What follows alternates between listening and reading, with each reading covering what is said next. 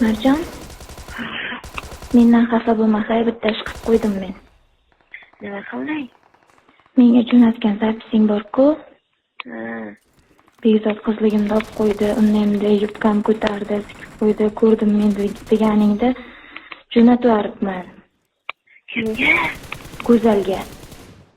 Marjon, nima Go'zal endi Bahor opaga ko'rsataman deyapti. Nima qilding? Hammasini eshitgan. Boya aytgansan-ku, shida yubkamni ko'tardi, bilmay qoldim tiqib yuborganini. Endi ayangga ko'rsataman deyapti, cho'ra. Senki nima deding?